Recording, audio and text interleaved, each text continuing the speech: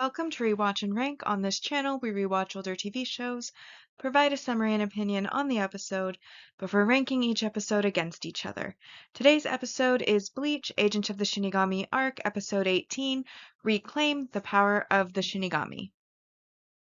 The episode in a nutshell is just a brief summary of what happened within this episode.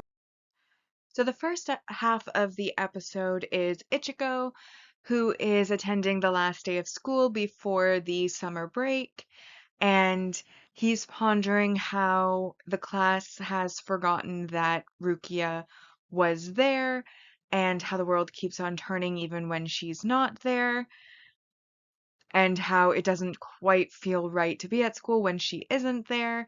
And as he's walking home, he notices he's being followed and turns to see that it was Inoue following him, and she approaches and asks about Rukia, showing that she is someone who does still remember her. And we also later learn that, of course, Ishida and Sato or Chad also remember Rukia because they are the ones with the highest spiritual energy. But basically, they talk together. Ichigo becomes determined that Rukia does have a place in their world and that he doesn't want her to die, so he does want to undergo Urahara's training in order to bring Rukia back. And so he then heads to the store, Urahara's shop, in order to do that. We then see a scene with Karen Yuzu and their dad talking about how as soon as summer vacation starts, Ichigo's already gone somewhere. And we also see that Inoue and Chad are offered training by Yuroichi in order to become stronger and harness the powers that they have gained in order to help Ichigo in Soul Society. They go to find Ishida, who also is training, and he kind of bluffs that the only reason he's training is because he's ashamed of losing to the Shinigami, not because he wants to help Rukia. And once Inoue leaves with Sato and Yorichiro, Yuroichi, I don't know why that one's so hard to say, he basically then has a box that has some chains around it, and when he opens it, a bright light comes out of it, so it's hinted that he's going to be training alone, and he apologizes internally to Inoue that this training that he's about to do can't be seen by others, which is why he had to basically bluff them away. And then we have Ichigo's training beginning with Urahara in the second half of the episode, where the first training is, well, basically Urahara uses his cane to knock Ichigo out of his body, and we see that he's no longer a Shinigami, but a regular soul with a regular chain of fate. And at first he finds it difficult to breathe because his spiritual power has disappeared at this point, and Urahara reveals that the first step is to regain that spiritual power, so he basically has Ichigo run away and fight from his shop assistant, who does chase him around. Ururu, I think her name is. And that does, in fact, help him to regain some of his spiritual power. And so, passing lesson 1, we end the episode with him beginning lesson 2, which is when his chain of fate is cut, and he then is sent to the bottom of a hole where he has his arms bound with a keto technique, and basically he has 72 hours or 3 days to make it out of the hole and regain his Shinigami powers, or he will become a hollow and they will have to destroy him. And that is the cliffhanger we leave on. So now we remember what happened. It's time to rank the episode. As always, we're ranking on our two lists: the mostly objective ranking list, which uses set values, and then the personal ranking list, which is opinion.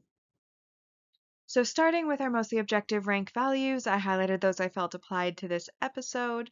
And we start with our multi-arc main character development, which is that Ichigo begins his training, and specifically that his chain of fate is severed, which will basically lead him to becoming either a hollow or a god of death. And should he become a hollow, his ending is death. So, big development for him there. And that is worth 4 points. We then have some world building. Honorable mention in the world building is that apart from the people with particularly high spiritual energy, everybody else has forgotten that Rukia ever existed or was part of their classroom. And then the actual world building that's worth the 4 points is the fact that underneath Urahara's little shop, there is a gigantically huge open space decorated to look like it's a sky and a landscape. That is where Ichigo is going to be doing his training, and obviously magic's involved there because otherwise no way would it exist there. And the fact that magic is involved is confirmed by the fact that the hole that Ichigo ended up trapped in was created on the spot by Urahara once his chain was cut directly underneath him. So obviously there's some manipulation of that space using his powers. And that brings us to a total of 8 positive points. However, there were some negatives in this episode. Obviously, we have the major character regression, which is that Ichigo has lost all of his powers and has become just a normal human soul. This is a regression because even without the Shinigami powers, previous to meeting Rukia, he had extremely strong spiritual pressure. That is why he was able to see and interact with ghosts even before Rukia ever came around.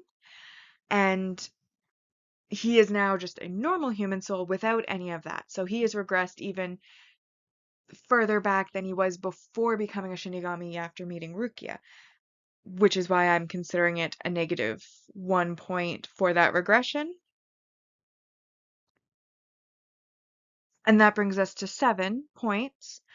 And then the second minor negative is that I did feel that this episode was largely a setup recap episode.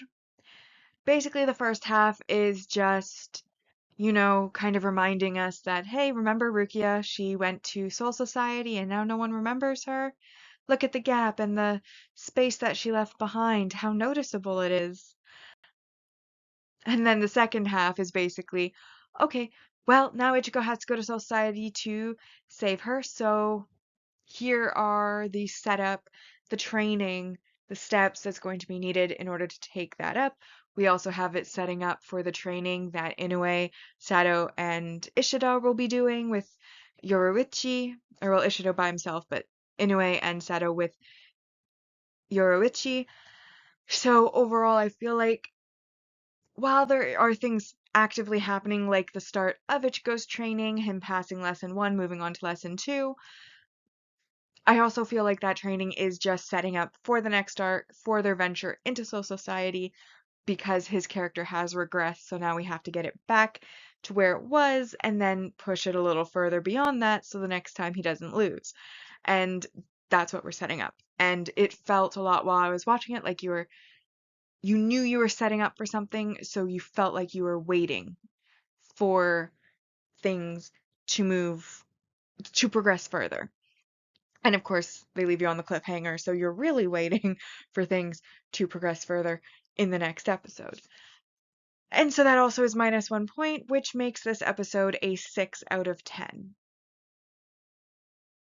That brings our arc ranking so far in our mostly objective ranking to in first place, The Day I Became a Shinigami, The Shinigami's Work, The Older Brother's Wish, The Younger Sister's Wish, Fight to the Death, Ichigo vs. Ichigo, June 17th, Memories in the Rain, 6th, Unbeatable Enemy, Back to Back, A Fight to the Death, The Encounter, Renji Abarai, Greetings from a Stuffed Lion, A Gentle Right Arm, Flower and Hollow, Ichigo Dies, the legendary Quincy, beat the invisible enemy, casual Soul Realm assault trip. This episode came in 16 with Reclaim, Power of the Shinigami. Then we had Cursed Parakeet, followed by Khan's Great Plan. Which now brings us to the personal ranking, and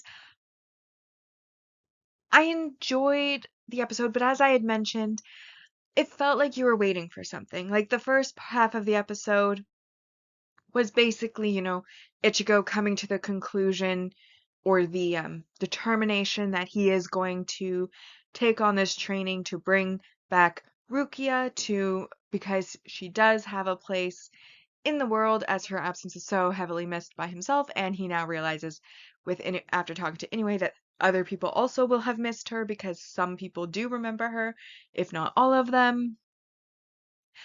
There are some antics here from his friends, his one friend in particular, that I think are meant to be funny, but in this particular instance, the comedy kind of fell flat. It was basically his friend wanting them to go on a beach trip as a friend group, but everybody has plans. Like, Ichigo has to go save Rukia, Inoue and Shadow will be going with him. Ishido skipped the last day of school, so he's not there. And then the other male friend that doesn't have any powers of Ichigo's is going on a trip with his girlfriend, who is older than him, and apparently 11 others of her friend group, or 9 others of her friend group, making the trip of 11 people. And basically, the only one that's kind of abandoned is his friend.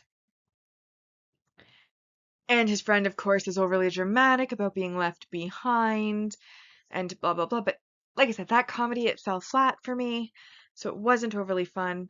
The training, again, I feel like they were going for comedy and it fell flat and ended up more in the realm of secondhand embarrassment when he's initially running from the shop assistant. Yuryu, I think her name is. She basically is chasing after him. He's trying to put on his protective gear. He asks Urahara how to put it on, and then Urahara tells him it goes on his forehead, and then to say a ridiculously cheesy line, and then he does so, and it turns out the line was just a joke, but it's the secondhand embarrassment of he actually said it and fell for it when he should really have known better, versus it actually being funny. But I do find the training overall to be compelling, the fact that he's regaining his spiritual power, the anticipation of what's going to happen next, him getting sent down into the hole, and then having his arms bound and being told that his training is to climb out of the hole, and he will either climb out of the hole as a Shinigami or be killed as a Hollow. Basically, this episode, it's not overly interesting in and of itself. It's more interesting for the fact of what it's leading to and what you know it's going to be leading to in the coming episodes. And it's good at building that anticipation of what's happening next while giving a bit of glimpse into the training. But the comedy fell flat. A lot of it was, the internal discovery of finding that reason to take the training and to plan to go save Rukia and, gaining that determination, and then the setup. So, for those reasons, personally, I only gave it a 4 out of 10, as it fell a little flat for me personally, but I do anticipate where it is leading us. Which brings our personal ranking to, in first place, the Casual Soul Realm Assault Trip. Back to back, A Fight to the Death, The Encounter, Renji Abarai, The Older Brother's Wish, The Younger Sister's Wish, Beat the Invisible Enemy, A Gentle Right Arm, The Legendary Quincy, The Shinigami's Work, Cursed Parakeet, Unbeatable Enemy, June 17th, Memories in the Rain, The Day I Became a Shinigami, Ichigo Dies, In 14th, we have this episode, which is Reclaim the Power of the Shinigami, Greetings from a Stuffed Lion, Flower and Hollow, and then Fight to the Death, Ichigo versus Ichigo, and in last place so far, Khan's Great Plan.